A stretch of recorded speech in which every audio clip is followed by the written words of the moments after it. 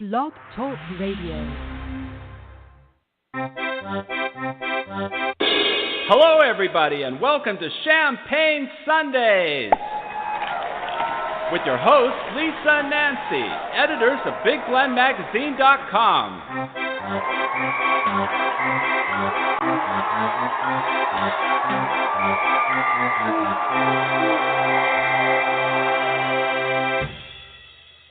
Hey everybody, welcome to Big Blend Radio Champagne Sunday Show. We're streaming live from the historic Coronado Motor Hotel in Yuma, Arizona, the tour headquarters, our Love Your Parks tour headquarters. And we're your hosts, Nancy Reed and Lisa Smith, the crazy mother-daughter travel team and publishers of two digital interactive publications. We've got Big Blend Radio and TV magazine and also Parks and Travel magazine. You can see it all. Just go to BigBlendMagazines.com. And very excited, today is Superhero Day. Woohoo! And it's also Pet Parent Day. Pet Parents, and it's National Workers Memorial Day. I mean, it's a big day. There's a lot of things going on, but I like the superhero part of it. It's April 28th, 2019. Super excited, Nancy. We've got an amazing guest on our show today. I know. And it's not her first time here. No, She's been on our show. Wow, I can't count. Yeah, quite a few times actually, and we're always in a different place when we chat with her, but I think we've chatted with her before while we were in Yuma a few years back. We have award-winning author Barbara Casey joining us. She's going to talk about her latest book, and it's been keeping me up at night because this is an insane story, and it's just like she dug up a lot of dirt on this lady. Cool. Her name is the book name. It's Velvalee Dickinson, The Doll Woman Spy. So she was one of the highest paid American spies for the Japanese during World War II. So she's an American spy, but she spied for the Japanese. Yes, the Imperial Japanese Government. Well, what a bad girl. I know. Anyway, so the book is published. Anything to do with crime, go to strategicmediabooks.com. Of course, you can get it on Amazon, all those great places, or just go to Barbara's website, and that is BarbaraCaseyAgency.com. And this is just such a good book. But welcome back, Barbara. How are you? Oh, I'm fine, and thank you so much, Lisa. I've really been looking forward to being here with you. Oh, it's always a pleasure chatting with you, and of course, reading your books. Oh my gosh, this story is insane. I don't even know where to begin, but I'm going to guess that you found out about, the Doll Woman Spy when you were writing about Catherine Kelly. You know, that's true. I was, and it turns out that Catherine Kelly was in the same prison that Velvalee Dickinson was sentenced to. Wow. It's just a coincidence. And when I came across her name, she was always referred to as the Doll Woman, and that piqued my curiosity. And sure enough, it's a great story. It's a great story about this woman. So few people know about her, and yet she played such an important and negative part in the American history during the World War II. And Velvalee, I mean, because you think about this, and when you look at spying against us, and during this time frame, it's just like wow. But she was, her and her husband, and she got married 3 times, right? Were connected very much with the. Which was unusual. Go ahead. Which was unusual. She was divorced twice before she even reached her mid-20s. So she was quite a free spirit to begin with. Yet she's dealing with dolls, and she had really high-paying clients and Hollywood stars, and so she just seems very manipulative as an individual. Well, it's almost like she had this interest in the Japanese and their culture from an early age, because even when she was in high school, she studied the Japanese language. And how many kids back then studied the Japanese language? She finally quit because she thought it was too difficult, but she had that interest. And then later on, after she went on to college and graduated from Stanford University.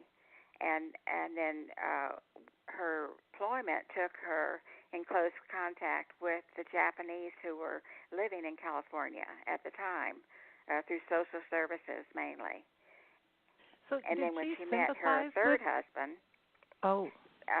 he was the owner of a food brokerage, and so he dealt with the Japanese in that Imperial area where they had settled. So she was in close contact with them. So this is Imperial County, which is in Southern California.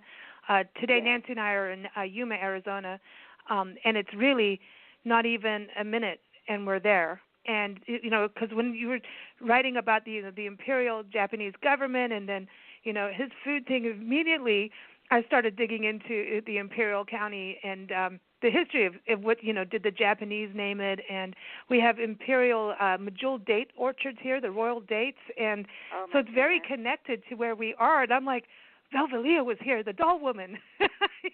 She was. She enjoyed going out there and just being with the Japanese people. It really influenced her throughout her life. For the rest of her life, she was connected with the Japanese culture.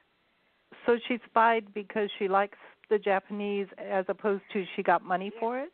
I don't think so. I think that might have been a part of it. It was easy for her to spy for the Japanese because she already had this affinity for them.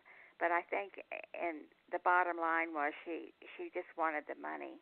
And so many people that met her during that time came to the conclusion that she was greedy, and that her main interest was in the value of things. For example, her husband had inherited some property in California from an uncle, and they made numerous trips back and forth from New York to California, supposedly to check on the property, but in Velvalee's case, she was really gathering information, spy information. But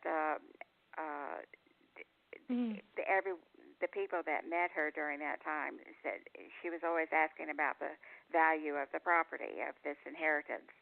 Had it increased in value yet? So she had this fixation on wealth, wanting to be wealthy. Well, she seemed to me, it was interesting because you think about World War II back then, and her, because she wrote these letters, and that's this whole thing, and she was writing in code and using her doll business as the front, and the way she was running her business was really fascinating to me, because I look at how people use the internet to market, and she had her own doll shop in New York City, but so she had her another front. And the way she ran her business was very interesting. The way she communicated with her customers, her clientele, she was really a savvy little marketer, and she was already starting with letters, almost like how people have a newsletter, an email newsletter, to keep connected with their clients. So the way I was reading it at the beginning of the book, it's just like, wow, this woman she's industrious. Well, she just seemed to have a natural ability for marketing, and she didn't start collecting dolls until she was 41 years old, and that was when a friend gave her a pair of Filipino folk dolls, and from that she built her collection, and she and her husband weren't doing well in California financially because of the rumors of the war and their close affinity with the Japanese culture. And she belonged to every Japanese organization there was. She just wanted to be in close contact with them. And as a result, it hurt her husband's business because the Americans didn't trust them. And that was why they moved to New York. And then once she got to New York, she started amassing her doll collection. And at some point, she started advertising them for sale. And this was way before she even opened her own little store. And then eventually that came about because she had so many dolls, and she studied them. She knew, or she gave the appearance that she knew what she was talking about, and so that she became an expert.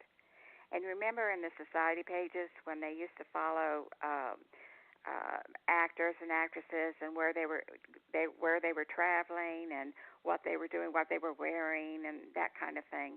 Well, they did the same thing with Velvalee because she started traveling all over the country, giving lectures and meeting with clients, and many of her clients were politicians, and they were movie stars and high society. So she's this a Paris Hilton. Yes, a social butterfly of dolls. But right.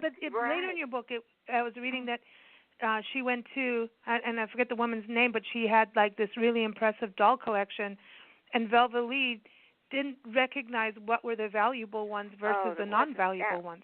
Oh, I know, that was terrible, and that was the first indication that maybe she didn't know what she was saying she knew. And people started to question, well, how could she not know this? How could she not be able to tell the fake doll from the antique doll? And after that, they started, the collectors who had been collecting dolls for generations were paying more attention to what Velvalee was saying and doing, and they started questioning her at that point. So maybe, it was all just a facade that she had invented herself and invented her identity as this well-versed and expert doll collector when, in fact, she really wasn't. Wow. So she's a con artist. And talking about her marketing, just amazing. This woman, I mean, she wrote articles for these collectors' journals, and she designed her own stationery so that everything was coordinated and in some way advertised her doll shop, which she had at that time. She had already opened her doll shop on Madison Avenue, no less, in New York, and she was brilliant at it. She advertised and but the main thing that she did, that maybe a lot of the collectors did this, but not to the extent that Velvalee did, and that was she conducted a correspondence with all of her clients. She was always writing to her customers, and that was how she would get personal information from them. They would reveal, they felt like that she was a friend, and sometimes they would buy dolls from her, and other times they wouldn't, but they would always share experiences. One woman wrote that her nephew was ill, and just little things like that Velvalee would remember, and then later on she would use that information in the letters that she wrote that contained the spy information, the information that she had gathered on American warships. It's amazing because talking about the marketing side, and I know with you running your agency, you know about PR and marketing and all of that. That's the other part of what Barbara does as an author. She knows how to market authors, and we all know that content is king, and so she knew content marketing, and she knew how to have that personal relationship. And if you're going to sell something, you got to know what the other side wants. So right. She's super smart. I mean, that's what I always think about. Criminals. This life of we've talked about different criminals over the years with you, Barbara, and Ron Chapasek. Your partner at Strategic Media Books, and it's always amazing to me because if they took those skills and used it in a true business, in a positive, legal way, I just can't imagine what she could have accomplished. It would have been wonderful because she was brilliant, and yet she made that decision. Though she made the decision to work with the Japanese, and she was the highest paid American spy. The highest paid. Isn't that amazing? It's incredible. So I know. How did she get a hold of secrets that were actually going to make a difference to the Japanese? Well, was she close to the military? Well, she, as I had mentioned, she traveled all over the country, but specifically between New York and California. And what she would be entertained by the wives of high-ranking naval officers because a lot of them collected dolls, and when she would let them know when she was going to be in their area, and they would invite her into their homes and invite some other collectors who would be interested, and they would have tea and cookies, and they would discuss dolls, but they would also, Velvalee had a way of bringing out questions about their husbands and what their work was and what they were doing, and she would just listen, and they would reveal things without even being aware that they were revealing government secrets because of their husband's work. And and then another way, she relied on this one real estate man who was looking after that property that belonged to her husband, and she would just get him to chauffeur her all over. There was a little nookie going on with those two. Come on, there was. Hanky panky. I don't think so. I don't think that they liked her. I don't think this real estate man liked her, and I don't think other men liked her. She was just very pushy, and I mean, here she had him hauling her all over California so she to visit the military bases, and they would let her. So I mean, she was. This is what's really interesting about Imperial County too, and I know she was born in Sacramento and buried there, that historic cemetery, but this area, and when it comes to defense, I mean, Yuma, Yuma, Arizona is like high on the list in regard. We have World War II camps, and General Patton, and all this history here, and the military history and aviation history is huge, huge, huge, huge.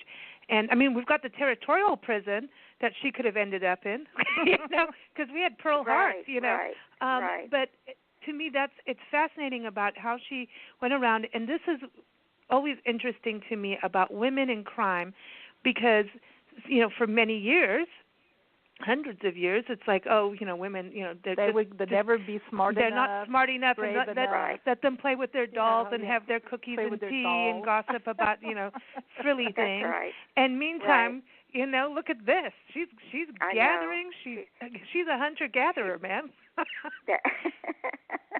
and using it to her advantage.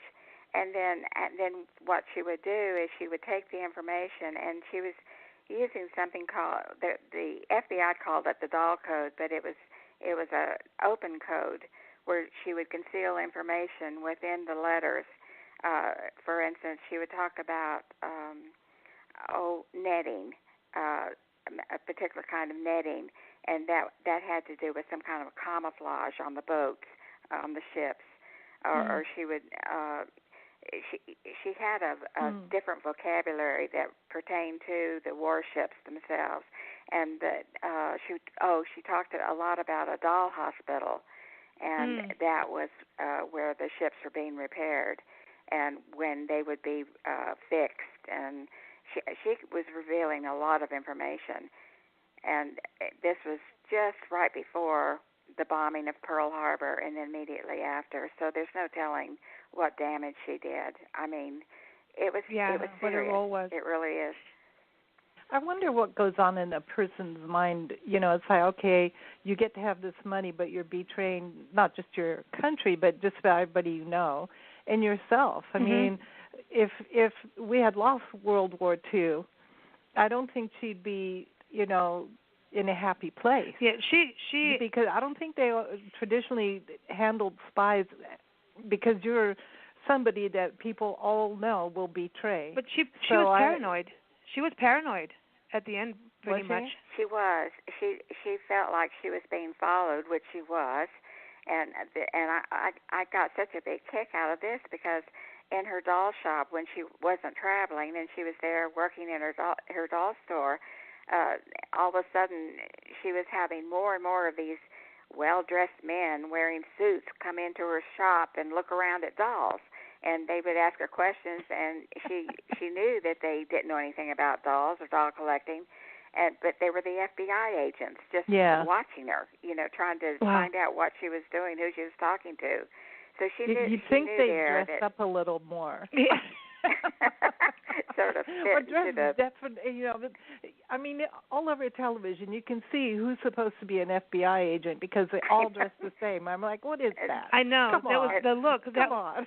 Well, she was interesting with these letters because she was sending them to another woman who at one point was moved from her post, and she was doing it under her clients' names, right? And so she was writing them as that other person. But she was writing the letters and signing them as one of her customers or clients. Right. And in the letter, she would talk about the personal things that she had gathered through her massive amounts of correspondence, but then filling it in with these coded words and messages. And then she was sending them to this woman in Buenos Aires who was a Japanese plant. And unknown, it would have probably worked, but unknown to Velvalee, the FBI, who had agents in South America because it was such a hotbed at that time, they had already identified this Spanish woman as being a spy, and so they had removed her from that address. And when there was no one there to accept Velvalee's letters, they were returned, but she had used the return addresses of her clients. So they went back to these women who didn't know what in the world they were, and they tried reading the letters, and they could see things that were correct about their lives, but on the other hand, there was so much in the letters that it just didn't make sense. And so the first letter that was returned, she turned it over to the postal authorities, who then gave it to the FBI. And then from that point on, they discovered 5 letters and all that were returned eventually, and they were all using that same code. But they didn't know at the time who had actually mailed them. And the one person that kept coming up in name with these 5 doll collecting women was Velvalee, because they had all corresponded with her. They had all bought dolls from her. And so she was number 1 on their list to track. Wow, and cool. But what's also neat about these letters, and I want to talk about the famous lady Elizabeth Smith Friedman too, because of her role. Because as a woman, she was one of the top expert in cryptanalysis. Right. I didn't even know there's such a thing. But she, and I want to tell you, the way this book reads. It's like I really want this to be made into a movie, and we need to talk about your other books and how well they're doing in that department as well. But it just flows because there's so much information, and it's like, wow, this is crazy, you know. I know. But these letters, I didn't even know that we were. You know, when you think about hotel travel now, in which Nancy and I do a lot of, you go in a lobby and there's a computer and you can use their computer, or we need Wi-Fi in our rooms, you know, and back then they were renting hotel typewriters, and so that's what it was back then. Is I remember in South Africa on our tour, on Nancy's tour with her artwork, and that's where I learned to type. Was we actually carried our own typewriter. This is before computers and internet, and I was doing letters to sponsors in hotel rooms, and I was cracking up because I didn't even know you could rent typewriters. But this, so she would use a different paper and then different typewriters, but her coding was too easy. Wow. Yeah. Clever. And then she would mail them from a different place, never from New York, but from a different place. And cool. She thought she was covering all of her tracks, and she probably was. She was doing a pretty good job of it. But the FBI is so good. They were able to track down every one of those typewriters that she had rented, every one of the locations where she stayed, and where they were mailed, where the letters were mailed. It's amazing. And also the other thing, at this time, her husband was really ill. He had something called Brightman's disease, and he was a heavy drinker. And during this period of time, travel wasn't easy. The military had superior. They were given the first choice of travel, so civilians couldn't really travel freely, and if they did, it was very expensive and very difficult. Yet Velvalee and her husband Lee were traveling back and forth constantly, so that was a red flag there. Mm-hmm. And then later she said, she blamed her, said her husband was doing all this, and it didn't add up. But did you know? But isn't that because when she did get caught, and that's when she like basically had a cat fight, like physically with the FBI guys, she got caught.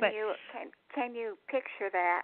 Here is this woman, she's not even 5 feet tall, and she weighs less than 90 pounds, and she goes into her vault to check her safety deposit box because she knows that her time is running short, that she's being followed, and she's going to take all the money that she has been paid by the Japanese Imperial Government and probably go to Canada or South America. And the FBI agents follow her in there. There are 2 of them. And they immediately tell her she's under arrest. And she just pounds them with her pocketbook, just screams and kicks. And, here's this little bitty woman. She was biting them? Fighting them physically. Now, she takes on these 2 big FBI guys single-handedly. And they finally have to lift her off the floor by her armpits and take her out of the bank. And you can imagine all the customers and like one of her dolls. Yeah. And she's still pounding them. It must have been funny. Such a sight. But, so... I don't know why she reminds me of Miss Scarlet from right. Yes, Gone with the Wind. She just for some reason reminds me of her, and I don't. It just is for some reason. Who could play that part? Catherine Burnett. She just never would admit that she was guilty. She to the end, she said it was her husband who had done it, and by then he had died, so he couldn't defend himself. Did he even know? But didn't that help her not? But didn't that help her not get the death chair? Because they wanted to put her in the death row. That's right, for espionage, which required the death penalty. It would have been by death by electric chair, and the prosecutor was a man named McNally, and he had a 98% conviction rate. Can you imagine going to court facing a man like that? Oh. But he was afraid that because she was a woman, her size, because she was a little doll woman, and the fact that she would not admit that she had done these things, that it was her husband, he was afraid that he wouldn't be able to get a conviction, and so he worked out a plea deal where the espionage was dropped, but she was sentenced for let's see. Was it 10 years? 10 years. But for what crime? Yeah, she got the maximum. It was for oh gosh, I can't remember the term. Having to do with it was. I don't know. You're the one teaching me all these words in your book, like cryptanalysis, and I'm like, what's that? Okay, I'm going to learn. It's like deciphering code. Yeah. Well, that's the coolest thing. So many women. Okay, so she gets, but during this whole trial, her brother stands in, right? So he sides with her, and then she faked a heart attack. No way. Oh, gosh. She did Elizabeth, I'm coming. Exactly. And by the way, it's Carol Burnett, everyone, not Catherine. I don't know why. I'm stuck with Catherine Kelly in my head. Carol Burnett. Right. Anyway. That's weird. She did, and not only that, after she was found guilty, and she was sentenced to the maximum for the whatever that other charge was. It was much lesser, but it didn't include the death penalty. But Maybe she was fined $10,000 and then 10 years at the prison in West Virginia. And even then, she told the judge that she needed 2 months to be released for 2 months to rest, and that she wanted to go to South America. She needed to learn Spanish because she wanted to go to South America and get to the bottom of all of this. And so even then, she was denying that she was ever guilty. That's funny. That's really funny. I mean, this is amazing. So then the lady that they call in and some wanted her to help, and Hoover was the head dude of the FBI at the time. Elizabeth Smith Friedland. Right. So she was like, her and her husband both were like a team to be reckoned with, in regards to espionage and investigations. Well, McNally was determined that he might not be able to charge her with espionage, but he wasn't going to get her to get away with anything else. And even though all of the FBI cryptologists had deciphered the letters and that was a lot of evidence there, he hired Elizabeth Friedman to also read the letters and decipher them.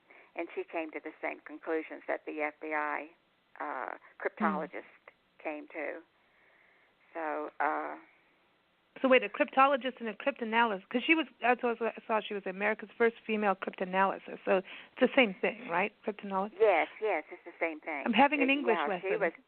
She was brilliant. She was brilliant, and she had helped the government with a number of cases, but. Wow, with her it's amazing. Behind the deciphering of the letters, then it was pretty much a done deal. And then and through the whole thing, of course, Velvalee's parents were dead, so all she had was his brother, who was 11 years younger than she. He stood by her all the way, and he would go and visit her in prison, and he'd try to slip her things. There was always an FBI agent present, and finally they put him in jail for 10 days because they kept telling him you can't give her anything. He was trying to get a notebook to her, which she kept asking for, and the FBI agents thought it might have the codes or the names of the people of the Japanese people who were helping her, that were her contacts. But and he wasn't allowed to even physically be in the same room as her, right? Because he'd tell her what was in there. That's right. And they put him in jail for 10 days, and then the judge rescinded that, where he could go visit her, but there had to be an FBI agent present at all times. Wow. So where did you? I mean, I know Catherine Kelly, and that the last couple books we chatted with you about, with Catherine Kelly, and so she ended up in the same prison. Well, Catherine Kelly, the mole behind Machine Gun Kelly, and Asada Shakur, a 20th century escaped slave. Now, Asada Shakur, that's under contract, right, for a movie now? Yes, it is. It is. Cool. Congratulations. I'm really excited. Thank you. I'm really excited about that. And the Catherine Kelly, it's been optioned, so we'll see what happens there. Go get him. Go get him. Go to Netflix. I'm hoping Velvalee will be of interest to some producer out there. But and the other amazing part of this story is Velvalee had been serving, I guess, maybe 5 years. And Eunice Kennedy, yes, John Kennedy's sister, came to stay 6 weeks there at the prison, and she was interested in social services and helping. She was doing a research on helping women adjust to their lives after they were released from prison. And she was especially, and while Eunice was there was Tokyo Rose was staying there. She was incarcerated there. Billie Holiday? Of course, pardon me? Yes, yes. Billie Holiday? And, of course, Catherine Kelly, and Axis Sally, and then Velvalee. And then there were a lot of women there who were called they were from West Virginia, who had been involved in bootlegging. But the main ones that Eunice seemed to be drawn to were the ones who were charged with some sort of wartime conviction. But it was Velvalee that she was most drawn to for whatever reason. A lot of people speculate it was because Eunice also went to Stanford University, and maybe they, shared something there. Or maybe she believed Velvalee, that it had been her husband, and that Velvalee was inappropriately convicted. Who knows? But so she worked for her after that, right? And she even went to the wedding. Did. Wow. She did. She helped her get a job. She had it all lined up for her. In fact, she was released 3 years early. After serving 7 years, and there was no big announcement or anything. She was just quietly released, and I just wonder if Eunice didn't have something to do with that. I feel like she did, because she immediately went to work at this a job that Eunice had arranged for her, and then from that she became Eunice's private secretary. And it's weird. That's sorry, odd. it's weird. That's odd. Maybe they were lovers. The other and the other oh my and the other strange coincidence is the day that Velvalee was sentenced, to the 10 years and the $10,000 fine. Eunice's brother Joseph was killed. He was shot down. It was during the war. And then a year before that, almost to the month, John Kennedy had been injured in the Samoan Islands, and that was when he received that chronic back injury that he suffered with. Wow. So the coincidences are just so ironic. No, it's weird. It is. Part 2 coming up. Seriously. There's always something very mysterious about the Kennedy family. There's something's going on there. Yeah, something was going on. It's really it's fascinating to me. Talk about actually getting the information, because it's not like it's out there everywhere. I don't see that much, because I was looking. I was like, where did she get all this information? And then to make it flow. Do you go into court records? How did you get all this? Well, in a case like this, where there's no one living who was from that time, who knew her or experienced anything with her. So a lot of my research, I go to period newspapers, but my biggest help, I give full credit to the FBI, because they are wonderful at helping me, and they have what they call the vault. And there's so much material in there that I have access to. If these are handwritten notes by Hoover and things like that the normal public just wouldn't know about.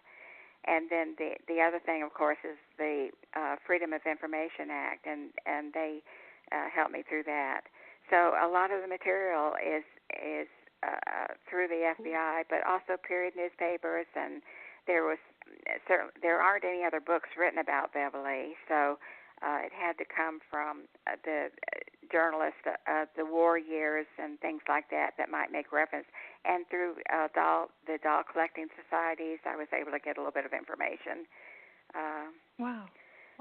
Do you ever use, today's show sponsor is FamilyHistoryExpos.com. Hi, Holly. She's a genealogist, and she teaches people family history and online, and does events, and it's really it's fascinating. She comes on our shows too as an expert, and she just this history part of it. I always ask her, well, do authors go in and build the family tree and start digging into someone? So I wanted to ask you about that. Do you ever do that when you're researching, start plotting a family tree? Because it's like this mystery. Whenever we talk to Holly and Glenn, our expert in England, we always talk about this, how you're really researching someone, and some people end up writing a book about people and their family, and we'll find out that their family is in prison. Like here in Yuma, the territorial prison, Senator Jeff Flake's grandfather was put in there for polygamy. So we just found that out, which is pretty, funny. Anyway. That's remarkable. I'm going to say that as often as I possibly can, because it's funny. Flake. But when you, what do you do in regards to that? I do that because, especially if I'm writing about an individual like this, I wanted to sort of get a feel for who she was, where she came from. And so I did investigate her family as far back as I could. And I found out, how her parents died, and of course where they're buried, and her grandmother, and they were all from of German descent, but her mother was originally from Kentucky, and her father was originally from Virginia. So I do go into that, and because I want to know if there's any clue there that would lead me to understand why Velvalee would have done something like this. Yeah. Who was she as an individual? Yeah, what her personality was, her character. Right. We're in Kentucky because we're going to Kentucky in a couple months. Oh, I want to go dig it up. No. Well, let's see. I don't remember offhand which town it was, but that was her maiden name was Bottoms. Bottoms. Her name was Elizabeth Carlton Bottoms, and but she was originally from Kentucky. So they were basically hillbillies, really, both of them, the fathers and the mother. But wow. Okay, well I want to go check that out, because if we can, if I can find that. Okay, I just found her. Okay, I'm already. You see, I just found Sue Carlton Bottoms in Porterville, California, which is outside Sacramento. Wow, it's like her obituary. And she was born in 1931. Oh my gosh! And this is an area we go to all the time. Okay, I'm off and running. I'm going. You see, this is what you do. On the trail. No, because it's like this. When you read your books, you want to start investigating everybody. You get in your brain. It's like, okay. So when we go to Sacramento, I want to go to her grave, and then when we go to Kentucky, I want to go. We're going to have a list of names to look up everywhere. Because Holly sent us on a family history quest on our tour. Like, all these people sent us on different story missions to do, and every time we go somewhere. So we go to a lot of graveyards. The thing. So I want to go. I want to go to her. Yeah, I want to go to Kentucky, because in some of the letters she was writing, she was talking about Louisville, and I was like, is she thinking Louisville, Kentucky? And then it turned out it was one of the ships. It was the USS. ship, yeah. Yeah, and I was like, okay. What she was finally convicted of was wartime censorship violations, which was a big drop from the espionage. That was why she didn't get the death penalty. But that was serious enough, though. That was serious enough. It got her 10 years. And also, the correctional institution there for women at Alderson, where she went, that was where Martha Stewart was sent. And that was when it was given the nickname Camp Cupcake. When Martha Stewart was there. But and then she started baking brownies with Snoop Dogg. And they're buddies. Showed them how to clean their cells. Yeah, but it's really a correctional facility, not necessarily like a prison, right? It's a little different. Or is that right. The same thing? Well, they call it a correctional facility for women, but it's not high. Then it was like a campus atmosphere. It was like a college campus, and they have certain areas where they're confined, but they're pretty much free to do pretty much what they want to do. They have jobs, and it's a dormitory style living quarters, that kind of thing. But it isn't what you can think of when you think of a hardened prison. This was a very open, beautiful campus, beautiful facility, and it's still going strong today. I was thinking of Orange is the New Black. I was like, I wonder if this is going to be the same place, because you think about that show, and because there's been a lot about prison reform, and now we've got all these private prisons and right. The issues that are connected with that. I did want to ask you, because of Catherine Kelly, Nancy and I watched the Netflix movie The Highwaymen. Did you see? Because that was on Bonnie and Clyde, and it was about the highwaymen. They were both Texas Rangers, and that's who took him down, who got him. And right. It was because remember, in Catherine Kelly's history, she was connected with them, and the scene in this movie, I was like, oh my gosh, I want to go reread Catherine Kelly again, because they had all these little houses and like little places where the FBI and everyone was watching them because they were going to these different like safe houses. Yeah, right. and that's They what were like Catherine safe Kelly houses. had too. She had like apartments, right? And they were all near each other. Yeah, that's right. Her parents, they had that huge spread, that farm, but that they would let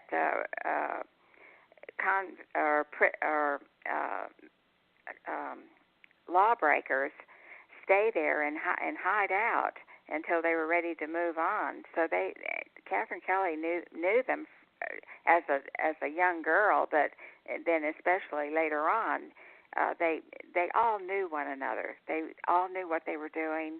They kept up with one another.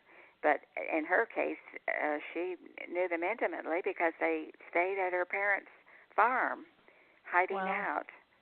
Wow! Yeah, and they ended up amazing? on his dad's farm, and that's how they took him out. If you do watch that movie, if you get a chance, it's got Woody Harrelson and Kevin Costner, and it's really well done. It's cool. It's really a good. It's good, and all through it, I'm yelling, "Nancy, it's Catherine Kelly territory, Catherine Kelly," because I was like, "Come on, bring Catherine out," and, and well, when we get to Alcatraz, that's going to be an interesting thing too. We'll have to. Oh my! We're going to call you as we go across the country and go to all these prisons. We're in prison. Going to follow in their footsteps. It's cool, man. Yes. Are you going to do another? What a great idea. Crime? Are you going to do another crime book? I'm my next book that I'm working on now. It's going to be another novel. I've been away from novels for the last 3 books, so I'm going to. I'm working on another novel, but then after that, I'm going to go back to nonfiction because I really love this research. I really do. And like you, I get excited about the twists and the turns and the connections and I really enjoy doing it. So. Once I get this novel out of my system, then I'm going to go back to another nonfiction book. So what's the novel about? Are you allowed to say anything yet, or you're the writer. I'm superstitious. Okay. I won't even tell my dog. I just don't even discuss it with my dog. I keep it all Happy inside. National Pet Parent Day, then. Yes. Okay, well, ladies, it's time to play Champagne Sundays toasting because, it's tradition over here to do that. That's our superstition. If we don't have our champagne on Sunday, something weird's going to happen. Yeah, we don't So know. It's time.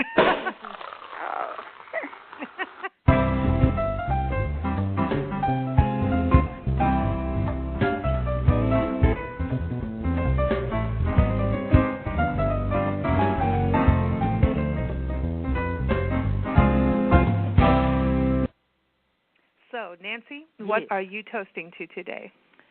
Well, because we're talking about dolls, I looked up the history of dolls, which is really kind of interesting, and I found out that the first doll that was ever advertised on television was, guess who it is? Betty Boop. No, dolls, not a cartoon character. Well, doll. I see dolls of Betty Boop dolls. I don't know. It's a doll. Any guesses? Raggedy Ann. Actually, there is something about Sock Raggedy Monkey. Ann. Priscilla, our little sock monkey. No, it was Mr. Potato Head. And this is really funny. You used to buy the body, and that was your doll, and then you'd have to go get your own potato to put it on the neck of the doll. I think that's hysterical. Oh, my gosh. I never would have guessed that one. That's so funny. But Raggedy Ann was, apparently they have found Raggedy Anns as old as, in the Roman ages at 200 B.C. They have found Raggedy Ann. But they also said, what I found out was the history of dolls never look like kids. Like now you have baby dolls and they look like kids. The first dolls that came out look like adults. So voodoo dolls. Weird. The voodoo dolls. Your grandpa doll. Yeah. No, but that's... So, it's funny. They just made dolls to look like little miniature humans, but not children. See, and we travel. Our mascot, and I think you know this, Barbara, is Priscilla, is our little pink sock monkey. That kind of connects to our first meeting. Right.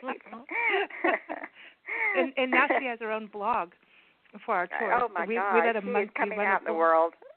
Oh, she's full of herself. But look at this now. You got Nancy researching the history of dolls. Oh, That's good. That's good. I'll tell you what, Nancy, it's still one of the most popular hobbies that exists. Wow. Is doll collecting. So you're not wasting your time by researching dolls. Wow. Okay, so this is going to happen. As we travel the country, Barbara, you're going to get emails. There's this woman criminal over here, and I'm so glad you've done, women in crime because, and I toast to that. I want to toast to women in crime, and I know that sounds terrible, but No. No. I want to toast. That's my toast. I'm changing my toast because we were kind of left out of the spotlight, and we did a lot. Look at you. No, and but I wish dirty they were. deeds. We did. I mean, and look at Eva Dugan out here, Pearl Hart. All these women did things, and we were just kind of, oh, they would never do that. Oh yeah, watch this. And I think it's fascinating, and I'm so glad you're unearthing their stories, and because they are smart. I mean, she was. Velvalee was really smart, and eventually you get tripped up. That happens. I know. And I'm not saying that crime is good, everybody. I'm just saying I could feel it there's coming. something in how they built an enterprise, and I always find that fascinating with criminals. I just think they think outside of the box, and there's a lot of people, myself included, but I went artistic. We hate rules. We just don't want them because we don't need them. So when you put a rule in front of somebody like that, there's a choice. Well, you can go creative, artistic, or you can go criminal. But you circle around it. So you write books. You want creative because it's like... And criminal, because she's writing about all these awesome women. But it's funny. You know what I mean? It's like, oh, you must do this when you're taught in school. It has to be a certain way. Right. And all that. And then when you just get to a point where, you know what, I'm going to do it my way. Yeah. Do you think criminals now, Barbara, are using, when you think about, I got to go back to Velvalee and this typewriter thing and keeping all this correspondence and having to maintain this facade, how do you maintain all of what you're doing? When we're in business, we write business plans, we have books, accounting. We have computers to help us keep up with everything. Do you think in now? Her case, yeah. I don't know. I just don't know. All I know is she was a genius in her own way, and it was misdirected and misguided, but yet she really did accomplish a lot given the period it was, the war years, and all that she managed to do. Again, we're going back to the same thing, but I just wish she had focused it on a legal and creative way instead of exactly what she did choose. And even in the end, people saw her dressed in authentic Japanese dress, and she still maintained that love for the Japanese and the Japanese culture. It's sad in that regard. She just never could admit that she did anything wrong. I think, and it is, I mean, that's what I'm saying. I mean, I'm toasting to it in that there's this smart behind it all. I know. There's good stories that need to be told, and I am glad that I'm able to do that. In fact, that's my toast, that I am surrounded by love and I'm able to do what I most love to do, and that's right. Cool. And in this period of my life, I'm enjoying writing about these strong women who made perhaps bad choices in their lives, but yet they were strong, and they have to be admired in a certain respect. Yeah, I agree, and because then I go, well, maybe they didn't have the choice of doing the good, doing it on the right, and I'm like, no, that's not true at all, because they're really, she could have done her doll business 100%. That's right. Without going off. Because she was doing, that's right. Well, she was doing so well. I mean, she dealt with people all over the world, and yet that wasn't enough for her. She needed something else. There's a thrill. It's like gambling. I think I was going to say it's an addiction. It's an addiction. Taking a risk. There's a high I think people get, and then once you have the first high, it's like drugs. You have that one high. You'll never be able to. You're always chasing that initial high, and I think it's the same thing in crime. because it's kind of your high is, can I get away with it? And there's greed attached. I think you're and right, then get because paid as well. Yeah, and then when they get caught, they're always so shocked. Yeah, but I think, because I know certain people that in my life where they started to really believe their lies, and I wonder how much of that plays into, like, her antics in the courtroom and stuff like that. I think that was a very big part of it. I think she really did believe her own lie.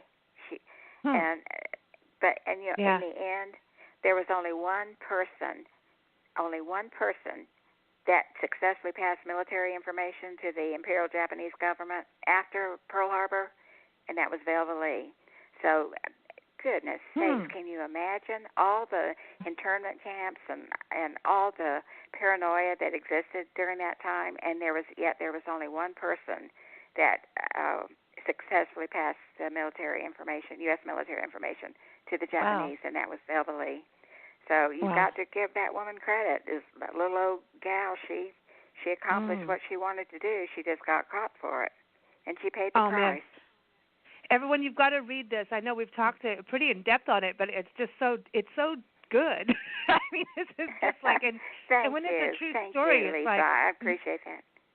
No way. I mean, it's like, it's just, you're reading it, it's like, no way, no way, no way. So if you want to say no way every page and stay up all night, go get the book, the Velvalee Dickinson, The Doll Woman Spy. Again, Amazon, all those places. You can get it there. You can go to strategicmediabooks.com. Also, keep up with Barbara. Go to BarbaraCaseyAgency.com. Always such a pleasure having you on the show. And we can't wait for your novel. And we can't wait to get to your side of the country, because you've got moonshiners out there, I heard. So we have moonshiners. Yeah, we do. And we have lots of birds, so you can come and watch the birds here, too. Awesome. You know, we love that. We love that. Also, everybody, we want to thank FamilyHistoryExpos.com for sponsoring today's show. I had to do that because I'm like, this is research. It's cool. And also thank the historic Coronado Motor Hotel here in Yuma, Arizona for putting up with us. You can see where we are if you go to coronadomotorhotel.com. Our next segment, our next show will be back on Wednesday, May 1st at 4 p.m. Pacific Time, 7 p.m. Eastern Time. International best-selling author Christopher Lloyd talks about his latest book, which is totally awesome. It's called Absolutely Everything, A History of Earth, Dinosaurs, Rulers, Robots, and Other Things Too Numerous to Mention. It is an awesome, awesome book, so check that out. And you can keep up with our shows. Just go to bigblendradio.com. Best thing to do is to sign up for our newsletter, and when you go to bigblendradio.com, you'll see our social media and everything there. So thank you, listeners, for joining us, and a champagne toast to you. And, Barbara, here's your song. We want to play a song for you. This is called Toy. And Toy, it's by Doreen Taylor, an amazing singer, and is also sincerely Oscar. She's doing an off-Broadway play right now that she put together. I mean, it's amazing what she's doing. And so everyone, you can keep up with her at DoreenTaylorMusic.com. This is off of her latest album, Happily Ever After. So there's to you, Velvalee. Thank you, Lisa and Nancy. Thank you both. Take care. Here it is, Toy.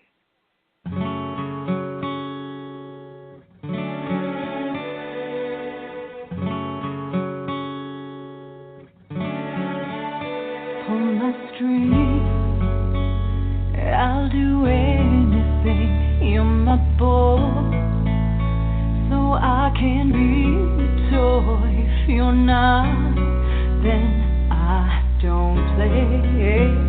If you dare, you must handle with care. If you don't, I won't come to spare. If you break me, then it's over. I'm your toy. I'm your toy. Dreaming of you. I'm your toy. Yeah. Wind me up and watch me go. Touch my heart.